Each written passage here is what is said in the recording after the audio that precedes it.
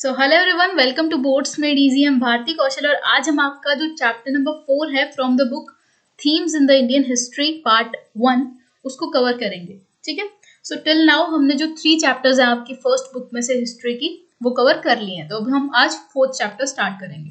सो chapter का name है thinkers, believes and buildings. ठीक है, so before we just start let me just tell you कि जो ये चैप्टर रहेगा it will be centric to Buddhism and Jainism. Okay, मतलब इसमें हमें पता चलेगा कि कैसे बुद्धिस्ट आइडियाज फ्लरिश करने लगे थे, कैसे कैसे जैन ट्रेडिशंस एक्सप्लोर कर रहे थे लोग। ठीक है, तो नए नए बिलीव्स लोगों के सामने उभर के आ रहे थे and now people had the choice to choose from amongst different religions. ठीक है, थोड़ा सा जो ब्रह्मैनिकल सिस्टम चल रहा था उससे लोग कहीं ना कहीं थोड़ा सा पीछे हटके बुद्धिज्म और जैनिज्म की तरफ भी जाने लगे थे, वो हम इस चैप्टर में पढ़ेंगे। Okay, so in this chapter we shall go on a long journey across 1,000 years to read about the philosophers and their attempts to understand the world they inhabited. ठीक है, तो वही है कि इस चैप्टर में हम बहुत सारे फिलोसोफर्स के बारे में पढ़ेंगे। मेनली वैसे जो हम एक्सप्लोर करेंगे वो बुद्धिस्ट आइडियाज होंगे या जैनिस्ट आइडियाज होंगे। ठीक है, तो हम इन फिलोसफीज के बारे में पढ़ेंगे और कि इनकी जो वर्ल्ड को लेके क्या अंडरस्टैंडिंग थी। ठीक है, मेनली जैसे गौतम बुद्ध जो थे वो वर्ल्ड को कैसे देखते थे। ठीक है, उनका like you can say point of view क्या था एंड हाउ ही उनके जो आइडियाज थे उन्होंने कैसे लोगों को अपनी तरफ अट्रैक्ट भी किया। ठीक है, वो हम इस चैप्टर में पढ़ेंगे। So will also see how their ideas compiled as oral and written text as well as expressed in architecture and sculpture. ठीक है, तो हम देखेंगे कि ये जो फिलोसफर्स थे इनके जो आइडियाज थे, है ना, इनके जो ओपिनियंस थे वो कैसे ओरली और रिटन वे में ट्रांसमिट हो रहे थे, लोगों तक पहुंच रहे थे, लोग उनके आइडियाज को शेयर कर रहे थे। ठीक है, मतलब लाइक एक्सपैंड हो रहे थे उनके आइडियाज एंड कैसे वो कंपाइल होके आज जो हम पढ़ते हैं तो how they were compiled as oral and written text. आपको पता है ओरल टेक्स्ट को क्या बोलते हैं, मैंने आपको 3rd चैप्टर में बताया था, जो बार्ड्स बेसिकली करते हैं कि जो एपिक्स को ओरली बताते हैं, है ना, कंपाइल करते हैं, कंपोज करते हैं। ठीक है, रिटन टेक्स्ट भी आपको पता ही है, जो हम पूरी हिस्ट्री पढ़ रहे हैं, it's all a written history. Okay, then also it was expressed in architecture as well as sculptures. Sculptures आपके क्या होते हैं, तो ये एग्जांपल दे रखे हैं, एक स्कल्पचर है। Okay, this is sculpture from Sanchi. ठीक है, सांची स्तूपा जो कि आपका भोपाल में है। Okay, so now let's move forward. ये आपका जो पूरा वीडियो रहेगा ये इंट्रोडक्टरी वीडियो रहेगा in which I will be orienting you with this particular chapter that is thinkers, beliefs and buildings. Okay, so now अब ये जो sculptures थे या जो written या oral text थे या architecture था, these were all indicative of enduring influence these thinkers had on people. तो वही बात है कि जो अब ये जो philosophers आ रहे थे, ठीक है, तो इनके जो ideas थे उनकी लोगों पे क्या influence रही, ठीक है, कैसी इन्फ्लुएंस रही। तो इट इज ना एंड्योरिंग इन्फ्लुएंस। आपको पता है एंड्योरेंस, आपने फिजिकल एजुकेशन में अगर जिनके पास उनको पता होगा व्हाट इज एंड्योरेंस। एंड्योरेंस होता है किसी चीज का एक लंबे समय तक आप कोई एक्टिविटी को कैरी ऑन कर रहे हो। तो यहाँ पे भी बेसिकली इन्फ्लुएंस से मतलब है मतलब एंड्योरिंग इन्फ्लुएंस से मतलब है कंटिन्यूअस इन्फ्लुएंस जो चलती आ रही थी लोगों के बीच में अबाउट दीज थिंकर्स, मतलब about the ideas of these thinkers. ठीक है, बुद्धिस्ट आइडियाज हो गए या गौतम बुद्ध हो गए, उनके जो आइडियाज थे उनकी इन्फ्लुएंस लोगों के ऊपर। Okay, so now next is आगे आ जाएगा that it is also important to remember that this tradition did not stop in did not develop in isolation.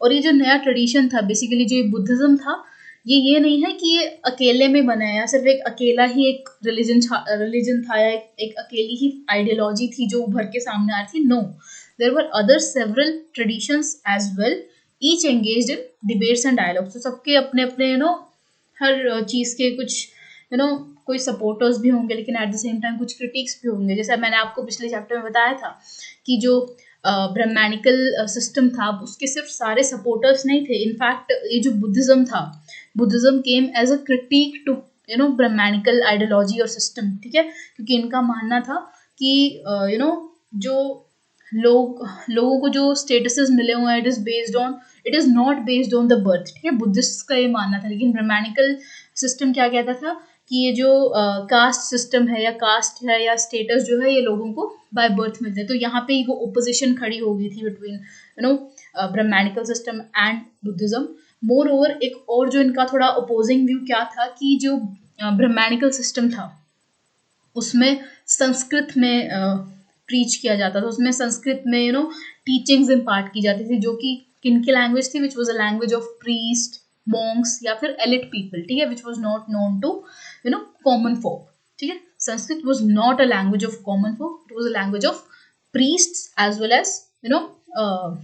As the monks and elite people, जिस वजह से वो कॉमन लोगों को समझ नहीं आती थी अंडर ब्रह्मैनिकल सिस्टम, एंड इसी वजह से लोग उस पर्टिकुलर सिस्टम से थोड़ा दूर भागने लगे थे, क्योंकि more over it was even expensive, ठीक है, कि लाइक ब्रह्मैनिकल सिस्टम में क्या था कि जितनी आप दक्षिणा दोगे उसी हिसाब की जो है पर्टिकुलर कोई भी जो एक्टिविटी है या कोई भी रिचुअल है वो परफॉर्म किया जाएगा, ठीक है, डिपेंडिंग अपॉन द दक्षिणा और द अमाउंट ऑफ दक्षिणा यू गिव, ठीक है।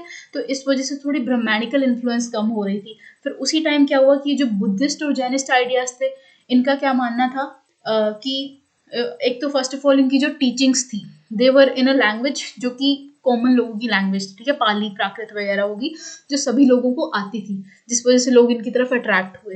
एंड मोर ओवर ये जो थी इसमें मोनास्टिक व्यू ज्यादा आ रहा था, ठीक है, like they believed in salvation and all, तो लोग जो है काफी हद तक बुद्धिज्म और जैनिज्म की तरफ अट्रैक्ट होने लगे थे, इररिस्पेक्टिव ऑफ द फैक्ट कि ब्रह्मैनिकल सिस्टम भी एग्जिस्ट कर रहा है। Okay, it is during the time of Gupta period. Okay, now so it is important to remember that this tradition did not develop in isolation. तो वही बात है कि हर सिस्टम के अपने डिबेट्स एंड डायलॉग्स चल रहे थे, ये नहीं है कि बुद्धिज्म जो है सिर्फ अकेले में ही एक्सप्लोर होके सामने आया, तो no, there existed several other traditions as well, okay, जिनके अपने अपने रेपरकशंस भी थे, अपने अपने फायदे भी थे, अपने अपने फॉलोअर्स भी थे, ठीक है, एंड अपने अपने क्रिटिक्स भी थे।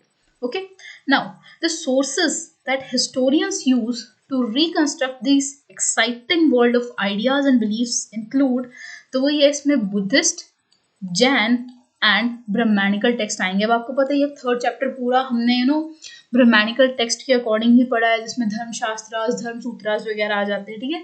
तो वही है कि जितने भी अभी जो हम सोर्सेस को यूज करेंगे for these ideas and believes, जो बुद्धिस्ट और जैनिस्ट आइडियाज हैं या फिर वही ब्रह्मैनिकल सिस्टम आइडियाज है, तो वो हमें बुद्धिस्ट, जैनिस्ट या फिर ब्रह्मैनिकल टेक्स्ट के थ्रू ही मिलते हैं, as well as a large and impressive body of material remains including the monuments and inscriptions. या उसके अलावा आपको पता ही है हम स्टार्टिंग से पढ़ते आ रहे हैं इस बुक के कि इंस्क्रिप्शंस मिले हैं, अशोकन इंस्क्रिप्शंस मिले हैं एंड ऑल।